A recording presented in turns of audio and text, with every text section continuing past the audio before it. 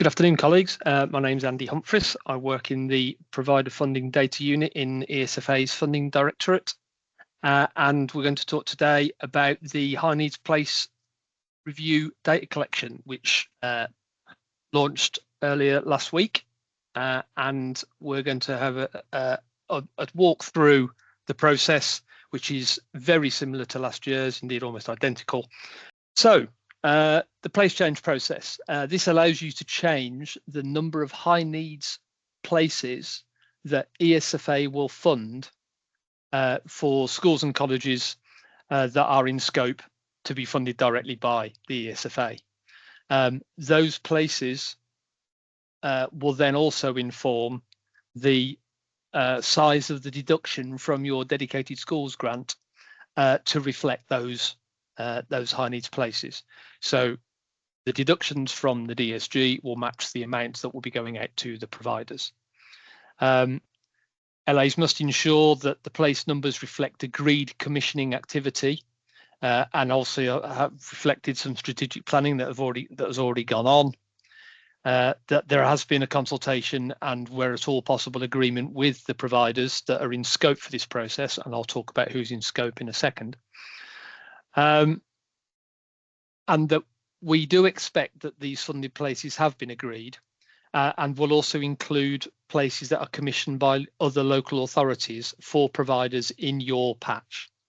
Now, the import-export process will then account for that, but do include the expected total number of high needs places that you wish to have funded at the provider and will be taken off your dedicated schools grant at the same rate. We'll talk a little bit more about what happens if the place changes have not been agreed a little later on. But in the vast majority of cases, those changes are agreed at the point at which the data needs to be submitted, which this year is the 8th of November.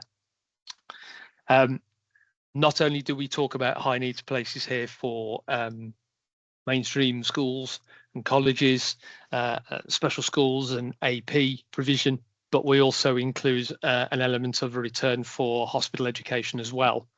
LAs can request additional funding due to a permanent change in medical provision. The ESFA will need evidence from NHS bodies. So, for example, that would be when the date of the change is required and potentially the change in the number of beds that are being commissioned. So I've mentioned that we're going to talk about the providers that are in scope. There is the list: mainstream academies and free schools and studio schools and UTCs. And that kind of covers the collective phrase of academies, including that as well, of course, our special academies, special free schools and alternative provision academies. Alternative provision free schools are not in scope for this. There is a separate process for that. 16 to 19 academies and free schools, FE colleges and ILPs.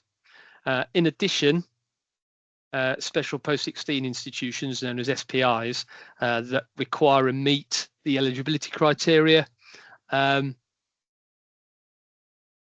are to be funded directly by SFA but have not been funded by us in 2024-25.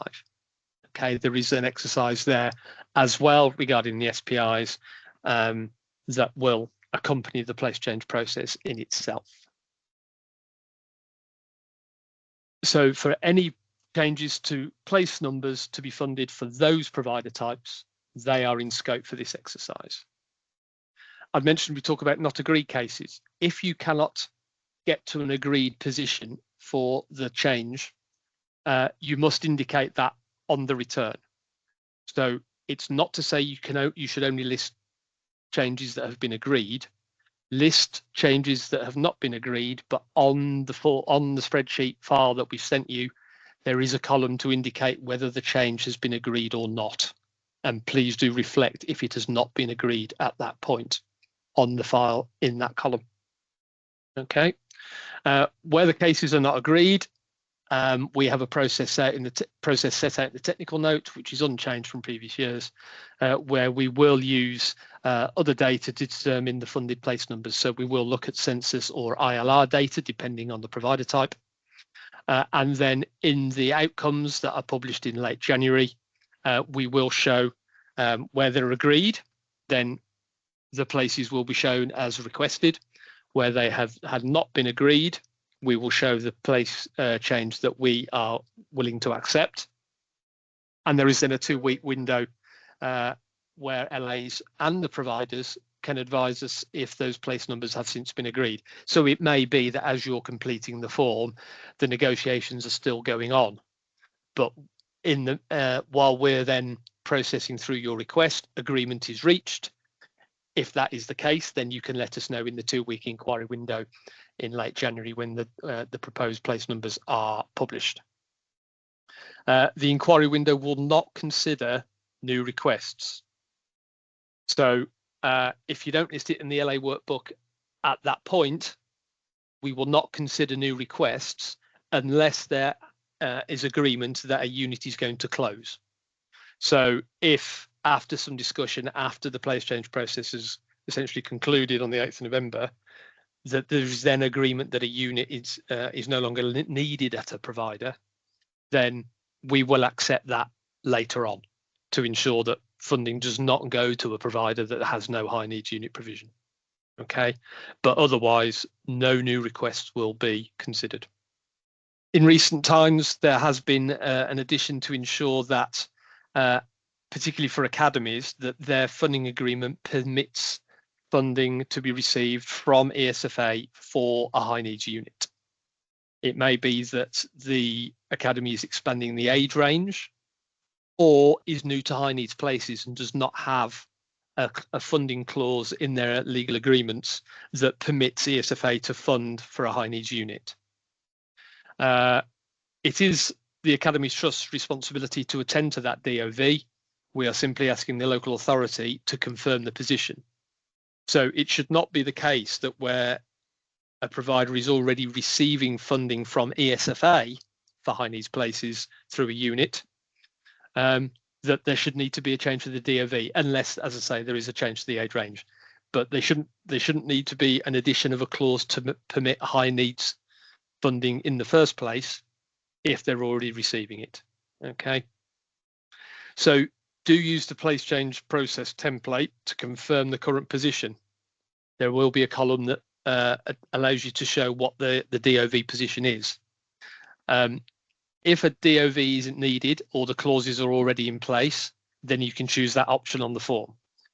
If a deed of variation is being worked on or it isn't in place, that will not in itself mean the request is going to be turned down, but the inquiry window may show the request is initially rejected and the initial allocation for the provider does not show that request change. If we receive the DOVs by early December, then the inquiry window outcomes will show that the places are likely to have been agreed. But a DOV received by, as you can see, the 10th of April, then we will then adjust the allocation for the provider and the DSG deductions to reflect that deed of variation and the change in places has been accepted. If the DOV is received after that date, we will still record the DOV. We will, that puts us in a good position for the following year. But for the 25-26 year, LA should still fund directly, and we won't deduct from the DSG. So we wouldn't deduct from the DSG if we're expecting you to pay for those places. Okay, so if the DOV is after the 10th of April, the solution can continue to be processed locally. We won't deduct from the LA's DSG. We will not pay the academy directly in 25-26. The LA can continue to do so, but then it means that the DOV is in place for the year after. So the place change data collection process has opened via an email through Galaxy Key, and notify messages were sent out to local authorities early last week. If you haven't received it and you feel that you should have received it, then do email the high needs mailbox at the address there. and we will then confirm who has received it in your local authority, because we know we have issued one to everybody. So if you haven't got it and you think you should, then do let us know and we'll let you know who we have sent it to. You should complete and send back the template by the 8th of November. And as I've mentioned earlier, the 2-week inquiry window will open in late January, where we show you the outcomes of the requests. The arrangements are available, so do have a look on gov.uk. The links are there and obviously will be available to you once these slides are circulated, but also they should have been made available via the Notify message already. As I say, if you haven't had those, then let us know and we'll let you know who has got that detail. The form was issued via GalaxKey email in the same mechanism as we used for this last year and as we have for the import-export process. These templates will expire within a month. So we have given you just over a month for those returns to be made, but do download the form if you haven't done so already, because it will expire. The email will stay there, but the attachment becomes unavailable within a month. So please do download it. When you're going to submit, then open the initial GalaxKey email and then click reply and attach the file. Okay, we use GalaxKey because it is a secure email mechanism. Our data protection office have approved it, and so that is why we use it, given the contents of the data involved. The file itself, there are 6 areas to it, same as there has been in previous years. There are contact details and the form to sign off to show approval that these changes are agreed within your organisation. The second tab shows the providers in scope and their funded high needs places in 2024-25. Okay, so this shows you the data that you are wanting to change if you want to change it. Okay. It doesn't go anywhere. It is just a flat file. There are no formula on it. It is purely provided for information. The next sheet is where you can then make changes to add or deduct places from providers new to high needs and are already receiving high needs funding via the ESFA. There is also a section for hospital provision. We know that very few LAs require to complete that, which is fine, but it is provided. And then very much like the APT that I know a lot of you are also familiar with, there is a validation sheet. Please do have a look at that to make sure that there are no red flags shown. If there are, then please do attend to those and amend the sheet to make sure that the validation flags have been resolved before you submit. If you don't feel that you understand what you need to do to resolve those red flags, then please do let us know. But as per the APT, if you hover your cursor over the headings for that area, it should tell you how to resolve the problem. It will tell you the provider that has the problem or the broader issue. You may not have completed whether there's an agreement or not. You may not have completed whether there's a DOV in place or is in process or not. Okay, so have a look at that and make sure that it is all green before you submit it back to us. If they're not academies, then you allocate those yourselves. That's a local scenario to resolve. If they're not academies, but they are, they're pre-16, then it is up to the local authority to fund accordingly from the high needs block settlement. They are not in scope for this exercise because ESFA don't fund them directly at the moment. So the cover tab at the start, you complete that to show who is completing it and who is signing it off. There is additional sign-off for LAs with hospital ed. And do note that there is now a nil return option. This allows us to, if you do not want to make any changes to any of the places at any of your providers, then tick the nil return box and send it back. It means that we're not unnecessarily chasing you to make a return when we don't want to hassle you when you're saying, well, I don't want to make any changes. So if you can just click the nil return button, complete the contacts and send it back, then we know that you have seen the place change process, seen the workbook, and you want to make no changes. So it's a bit more of a definitive answer from yourselves, and it means that we don't need to chase you for a return that you know that you don't need to make. This is the 2024-25 high needs data tab. If you've downloaded this, your form for this year, your data file for this year, you will have seen this already. This is an example. It is the place data for existing providers funded by ESFA, where the provider type is in scope for this process. And so will be used for the deductions from the DSG in 2024 for November. So it includes schools that became an academy in October. Obviously, we can't include the November ones because that isn't confirmed until the 1st of November. But it does include those that converted in October. So we managed to include those for you. So they have become in scope to make a change because they are now an academy rather than a maintained school. As I said, it's for information only to support the process. You can't make any changes on this tab. It is purely for information. And as I said, this is just an example of the data set that is on that tab. So you can see what the current data, what the current high needs places are at each provider in scope, and then what you are wanting to change it from.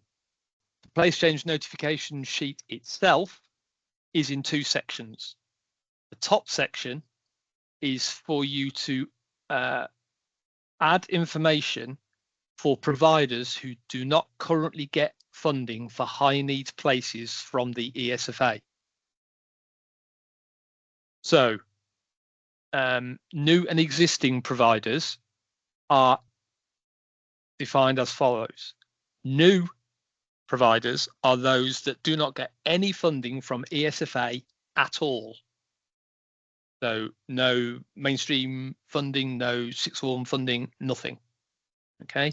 Existing providers will receive funding from ESFA, but just not for high needs. Okay. So new is new to all ESFA funding. Existing is they receive ESFA funding, but nothing for high needs currently. So we will need you to include all information in the columns for those providers and then the number of high needs places that you are requesting.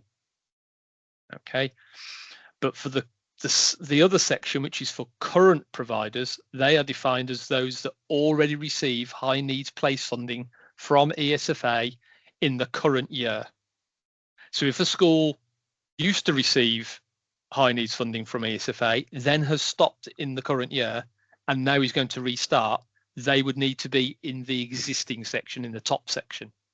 But those who currently receive high needs place funding will already be listed in the current section.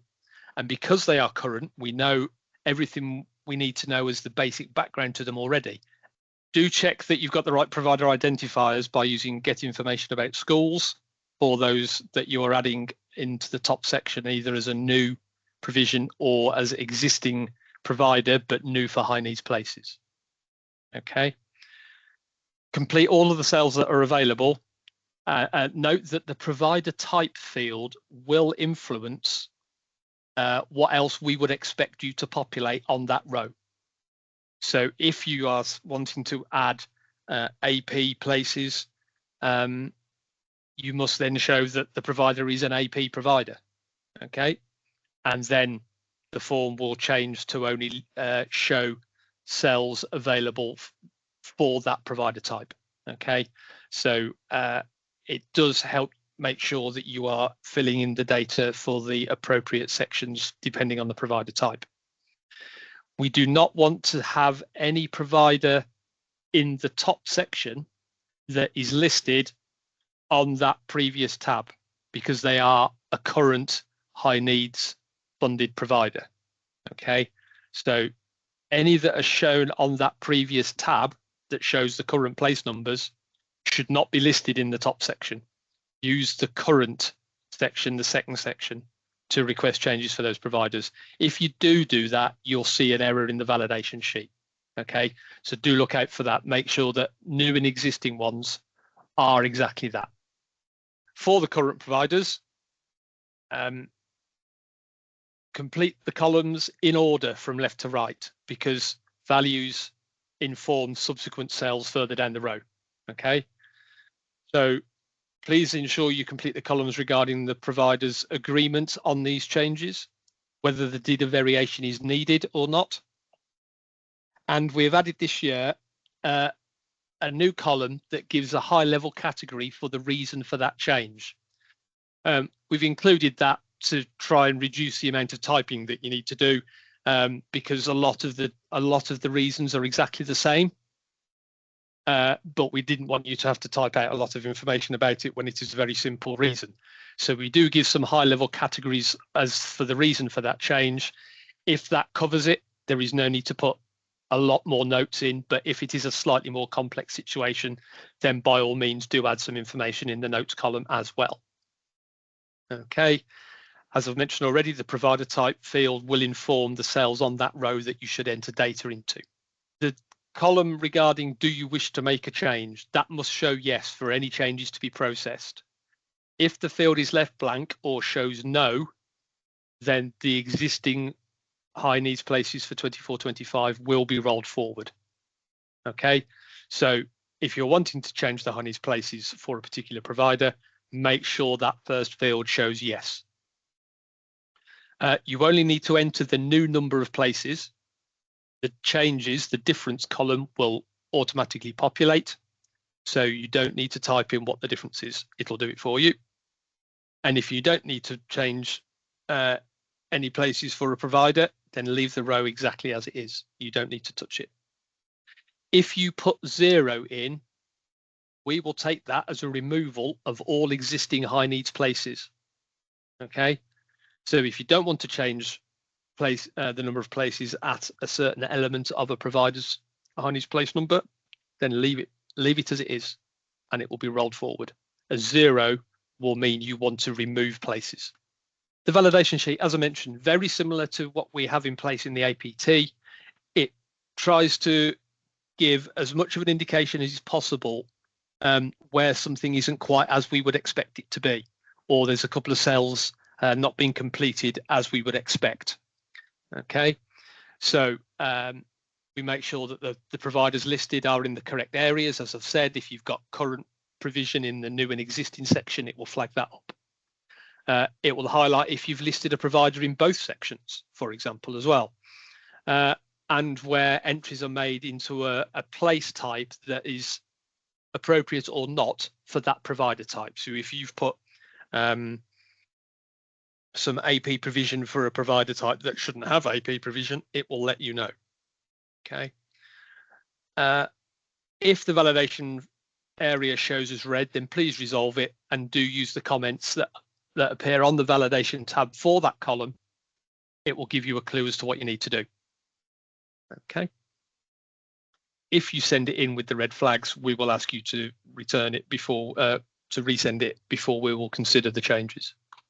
A quick reminder around schools that are becoming an academy in the next couple of months. Schools that are becoming an academy after the 1st of January, they are out of scope for this process. Okay.